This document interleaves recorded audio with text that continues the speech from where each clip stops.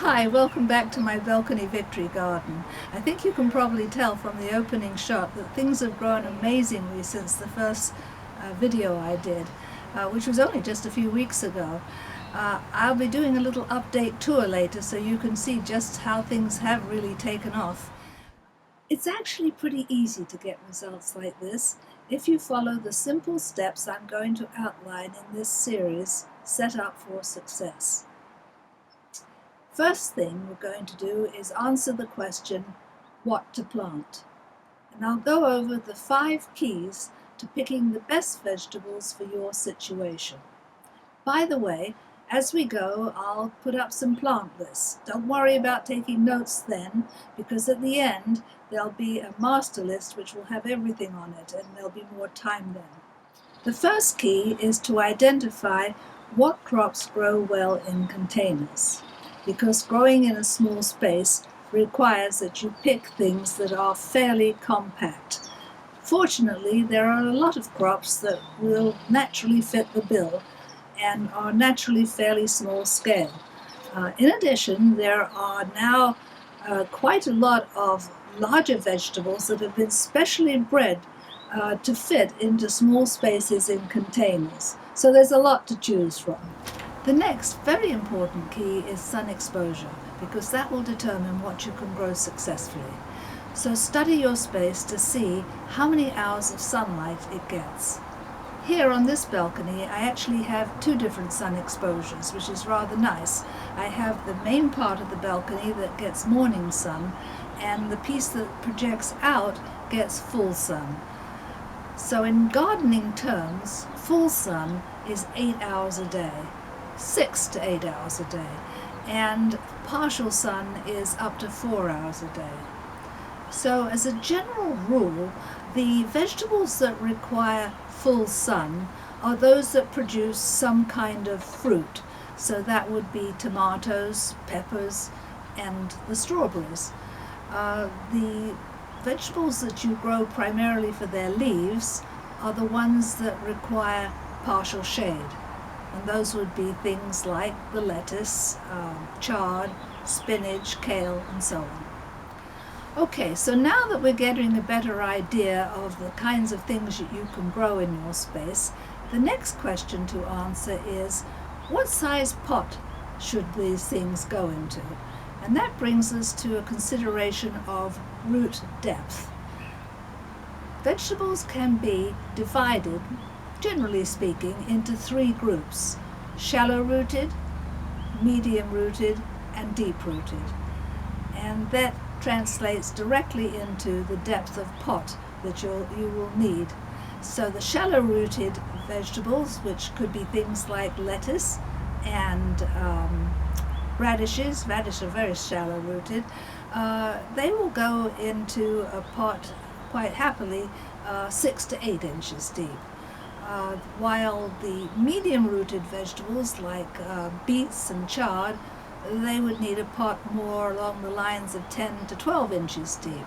And finally, we come to the big guys, the tomato plants. They really need, even the ones that are small patio varieties, they really need a good-sized pot, 18-inch diameter and depth too. So here's a little tip. When you look at the minimum size, if possible, see if you can get something that's just a little bigger, because going to a bigger size will give your plants that much better start. It will mean they have more nutrients and more moisture, because the larger pot will retain moisture better. The 4th key is to pick some vegetables that are easy to grow, particularly if you're a beginner. And some of these vegetables are also fast growing, which makes it particularly nice, because then you can taste your success quickly.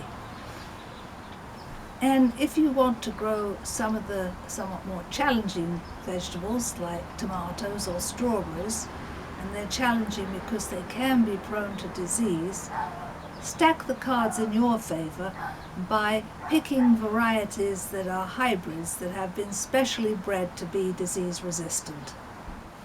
The 5th key is personal preference. Now that you know what you can grow, run that by what you really like and will enjoy eating.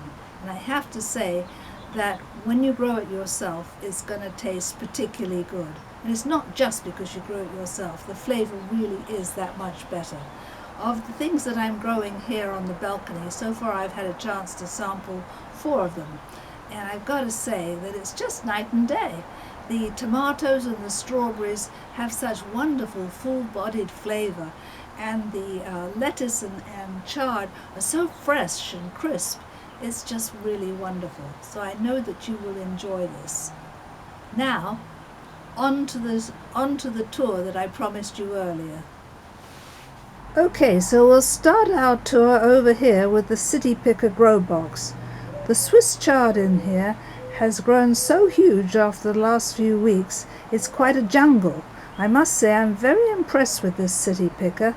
As I mentioned last time, it's completely self-contained and includes its own water reservoir.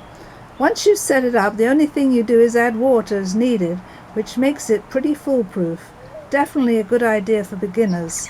I'll do a video on how to set it up properly as part of my Setup for Success series.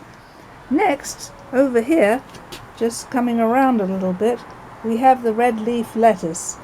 It's called Red Sails variety, which has also grown a lot since last time.